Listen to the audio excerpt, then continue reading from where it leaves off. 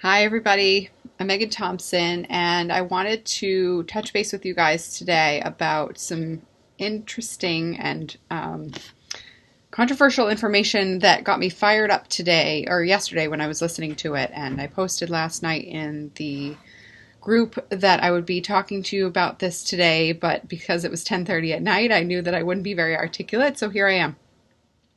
Really wanted to address the lies that other HSC experts are telling you. It's very important for you to be aware of what it takes to parent a highly sensitive child and what it takes to actually see progress to parent a highly sensitive child. Because what I hear from experts all the time is lie number one, it's hard, and that it's going to stay hard. And this really hit home for me when I was listening to an interview that Elaine Aron, the author of The Highly Sensitive Child, just did.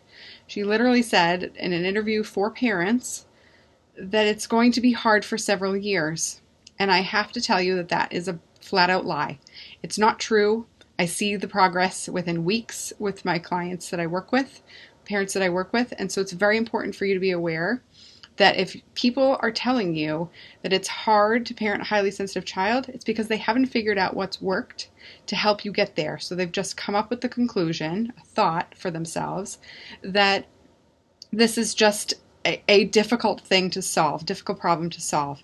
And so it's really important for me to share this with you. And what got me really fired up with that is that it diminishes hope. And these are experts that are talking about this. And when we think about parenting a highly sensitive kid, if you're dealing with regular meltdowns on a daily basis, intense emotion, crying fits, you're feeling stuck in the sense of feeling like your child is just bursting with intense emotion and you don't know what to do with it, this is heavy shit. Like, this weighs on you as a parent. Of course it does. It makes perfect sense that it does.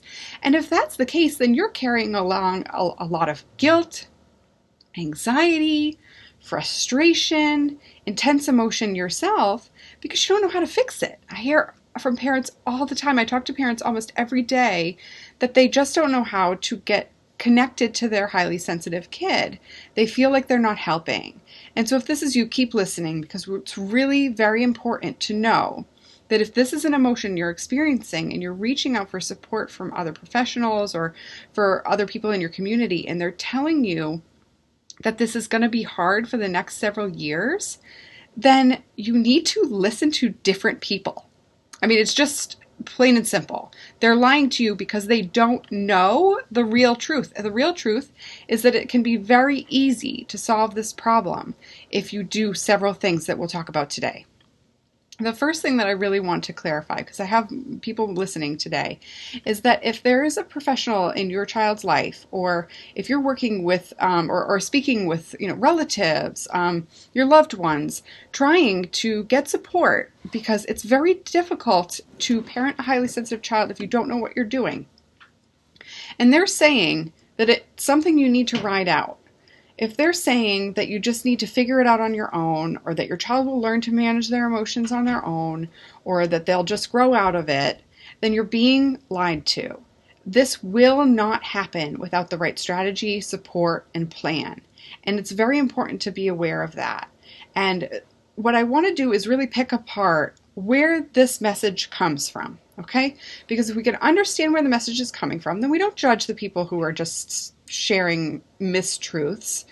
Instead, we just shift our perspective and we start paying attention to the people who know what they're talking about. So when we think about what Dr. Aron said, and again, she's the woman who coined the term highly sensitive person, who coined the term sensitive sensory processing sensitivity, which is what it's called in the research. She is the pioneer in this research. And she just said in this past week in an interview that was released that it's going to be hard. And when we think about that, you have to identify what drives a decision to think that belief. Because it's very important to be aware that that belief is just that. It's a belief. It's not a fact. It's not a fact. Hard is an assessment. If you look at the word, it's an assessment of what's happening. It's a judgment of what's happening. And people come to those conclusions when they can't figure something out. For me, driving stick shift is hard. I did it once on a fluke and never could do it again, to my husband's demise. But that's not true for other people. It's easy. They can do it like that. I have some therapists in my office who drive stick shift. I'm amazed. But when we think about the assessment that something is hard, the parenting a highly sensitive child is hard, when you stick to that thought and you repeat it over and over to yourself, then it becomes a belief. And a belief is just a thought that we tell ourselves over and over again. And what happens, though, is that belief turns into an opinion, and then we decide that it's fact because you can't see anything else beyond it. And so when you come to that conclusion, the parenting a highly sensitive child is hard, and you come to that conclusion and you start to treat it like fact, like Dr. Aaron did, that creates a sinkhole of hopelessness, if you really want to get quite blunt about it. And when that happens, parents feel hopeless listening to experts who say this. And of course, at that point, it can lead to a sense of feeling like your kid will never change, like your kid will never learn the skills you want them to learn, like your kid will never develop in the way that you want them to develop. Your child will never feel joy lasting on a regular basis for the majority of every day. Your child will not feel happy or experience emotions in a clear way where they can trust their gut and follow through and assert themselves with their peers. That your child will never be able to talk about their emotions without melting down first. If you believe that truth, that parenting a child is hard, then you will believe the truth that leading your child to trust their gut, that learning to love themselves, and that trusting that you love them is hard too, because that's just where your thoughts go. And when I speak with parents and I work with them directly, it's clear. It's the first thing we have to break down, because once you start to believe that parenting a highly sensitive child can be easy, is easy, then you shift your thinking. Then you start to think about how things are working. Then you start to see how other parents are making this happen. And that's what gets the ball rolling. Now, when we identify that, we're going to be talking about the traits that it takes for a parent to come to these conclusions and to make major shifts in their lives. And as a result, help love their child wholeheartedly. And so for those of you who are just tuning in, who have joined my group in the last couple of weeks, I really want to take some time to help you understand who the hell am I, how I know that Elaine Aron was lying in that interview, and why it's important to be aware of this shift, and why you need to make this shift in this decision for yourself, that this is not true for your family. So I'm a licensed clinical professional counselor in the state of Maryland and in Virginia, and I'm a registered play therapist supervisor, which means I'm a child therapist. I've worked with children from ages 1 through 22 for the last 10 years in mental health therapy, in the mental health therapy world, treating trauma, helping children resolve major meltdowns, helping parents gain more peace in their homes. And over the last several years, I've specialized in working with highly sensitive children. And so now I own a group practice where we see about 100 clients a week, and the majority of them are highly sensitive: children, teens, young adults. And so I supervise therapists who are able to do that, because I'm just one person. But what we do here in our practice, and what I do in my work with my program in what I offer for parents nationwide and across different countries, is give you the ability to decide that parenting a highly sensitive child is not hard. It doesn't have to be hard. And when you borrow my certainty, you can make major shifts in how you parent your kid, because you can then start to take what actually works and put it into place without the doubt that's holding you back, without the skepticism that's bleeding into your child who's feeding off of your emotions. And when that happens, you get very clear on where you need to shift your perspective and what you're doing that's hindering or supporting your goals for your family. Now, when we think about that and what helps, it's important to be aware of the next lie that was recently told by the experts in this field. And that second lie was that you need to think long and hard about having a second kid because it's hard to parent a highly sensitive kid. So not only are the experts saying that it's hard to parent a highly sensitive kid, but also that you really should think long and hard about expanding love in your heart, because that's what having extra kids does, and the possibility of that, because it is so hard. And what hit home for me, and what got me very fired up in hearing that, was the sense of overwhelming helplessness that parents must have felt hearing that.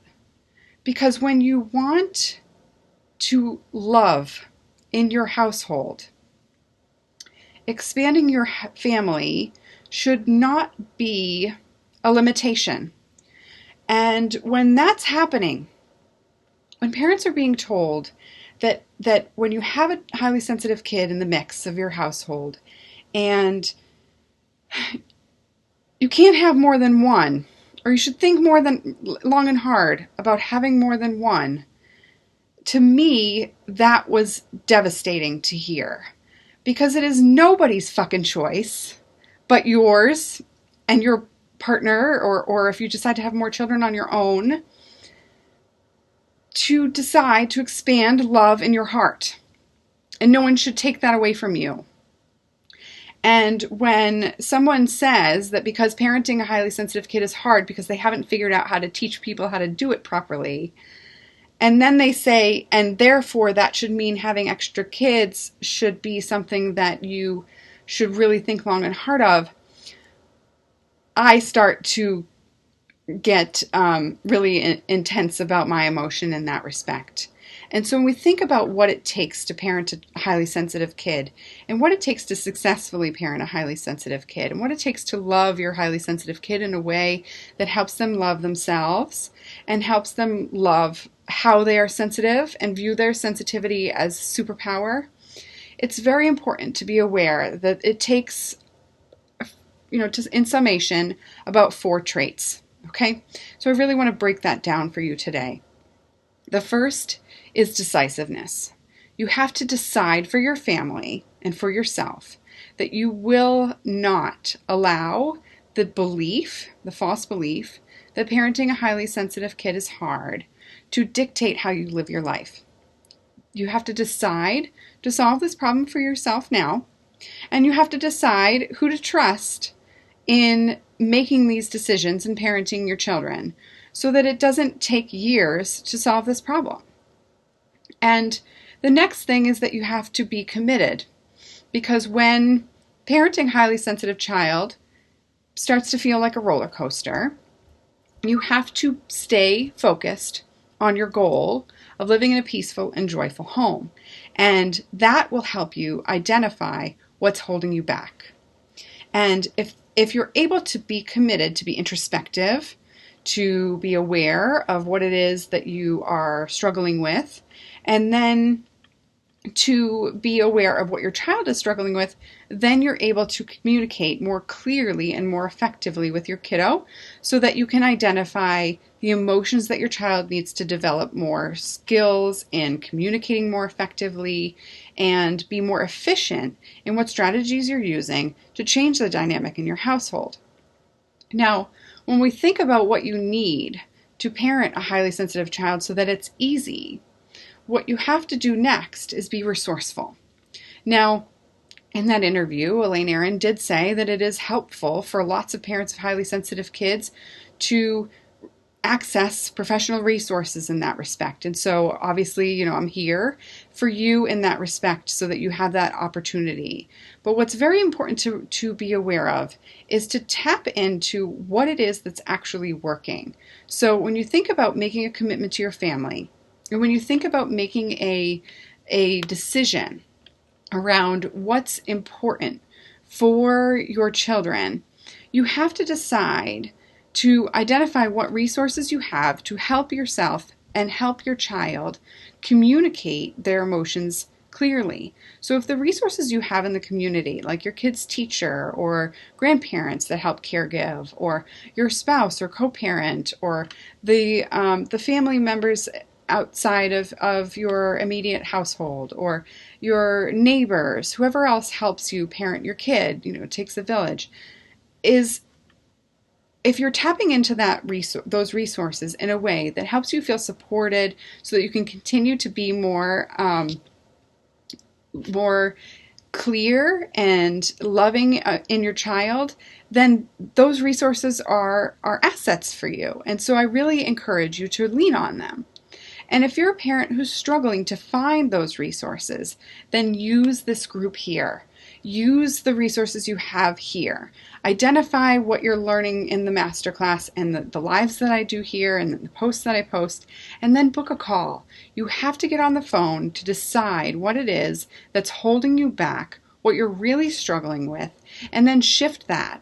Because the last trait that you need in parenting a highly sensitive kid, so that it becomes easy and so that you have the freedom that you want to love as many people in your family as you have and as you want in your future, you need to be able to lead with that love and that joy. You need to be able to decide that you want to live a joyful life, and you need to decide what's holding you back from leading in that way and to take immediate action on it. And that's the decisiveness, that's the commitment, and that's the shift. And so whether that means that you shift something on your own or you reach out for support, it's very important to be aware that you have that opportunity to make that decision today. So I've opened up spots in my calendar over the next couple of days for you guys to be able to reach out, to seek that professional support and identify what it is that's holding you back in creating these results swiftly for your family. And so I will put the link below, but be sure to go to meganthompsoncoaching.com/talk so that you have that opportunity to get very clear on what you're struggling with, where you want to go, and what it's going to take to get you there. Because that's the opportunity, and I will never, ever, ever in this group or in any communication I have with any parent of a highly sensitive kid tell you that it's going to be hard. I will tell you that we can make it simple, and it will be easy if you follow the right support strategy and hold yourself accountable and be sure to access support who will hold you accountable. It does not have to be hard. It does not have to be impossible, and it does not have to be helpless and hopeless, which is what some of the experts out there are telling you. And so I encourage you, if you caught me later in this, to watch the beginning, because I shared those lies, and towards the end I talked more about what you can do to get rid of it. So I see some comments here, but I'm not capturing all of them. It looks like some people got cut off. So thank you for joining me, and it's great to see you for those of you who are able to catch me live. And I'll be posting the comments and the link to communicate with me on a more intimate level over the phone. So we're able to address what your family is struggling with and be clear on where you're struggling so that you can actually solve this problem for your family. So thank you and have a great day. I'll talk to you soon.